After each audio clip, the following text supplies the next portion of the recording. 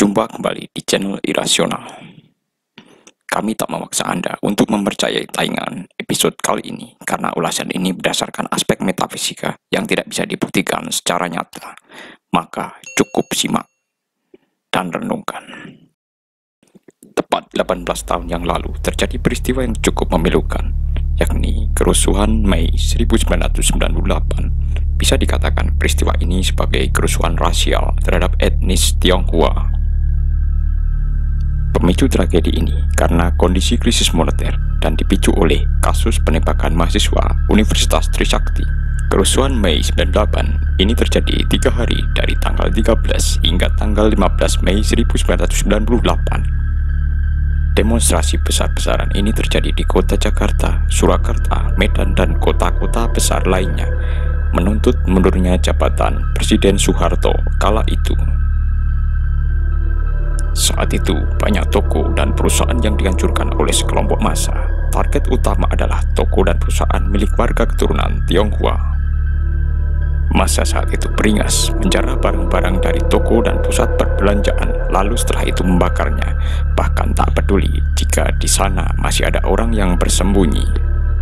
Akibatnya, banyak orang yang meninggal karena terpanggang oleh kobaran api. Bahkan beberapa kasus wanita warga keturunan dilecehkan secara seksual dan dibunuh oleh sekelompok misterius yang cukup menjadi sorotan. Kasus amuk masa ini membuat resah banyak pemilik toko. Untuk menghindari kasus brutal ini, mereka menulis tulisan milik pribumi atau tulisan pro-reformasi. Kerusuhan Mei 1998 memiliki residu energi cukup kuat. Residu ketidakadilan terhadap warga keturunan menguat hingga 12 tahun lamanya. Tepatnya pada tahun 2010, residu energi ini turun dari langit.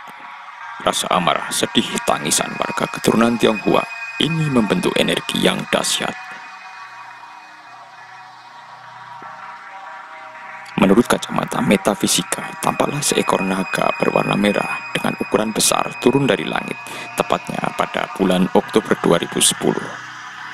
Naga itu mendarat di Gunung Merapi, matanya bercahaya, mulutnya mengeluarkan nafas api, dan air liurnya adalah lahar yang menyala terang. Tampak di punggungnya seorang panglima perang dengan mengenakan baju jirah ala Tiongkok. Maka tak ayal Mbah Marican, sang juru kunci Gunung Merapi, menjadi korbannya. Sebab kekuatan erupsi Merapi tahun 2010 bukan dari dalam, melainkan dari luar, yakni salah satunya dari makhluk mitologi Tiongkok. Ini jelas berbeda dengan erupsi tahun 2006. Naga yang ditunggangi oleh Panglima Perang Tiongkok itu juga membawa pasukan yang cukup banyak. Mereka tambah beringas seperti ingin melumat siapapun yang dilewati. Ketika itu, tim Irasional sempat melakukan komunikasi dengan sosok ini. Ternyata motivasi mereka adalah ingin menuntut balas akan kejadian yang menimpa kaum etnis Tionghoa di tahun 1998.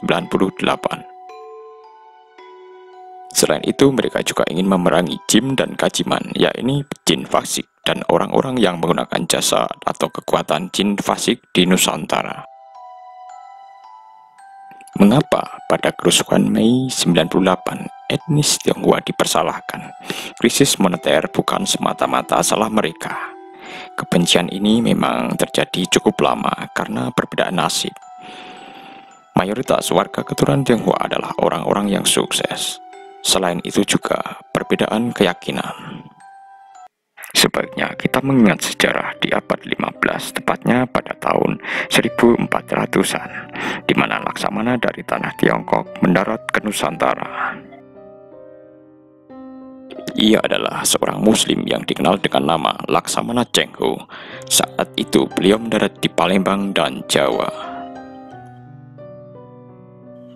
Berbeda dengan para pelaut dari daratan Eropa, Laksamana Cheng Ho datang dengan damai. Bahkan ia menjalin hubungan baik dengan raja-raja di Nusantara kala itu. Kerusuhan Mei 1998 adalah kasus amnesia nasional. Kita lupa pada sejarah masa lampau. Kita jadi mudah percaya oleh hoax, membenci etnis tertentu hingga mengesampingkan rasa kemanusiaan.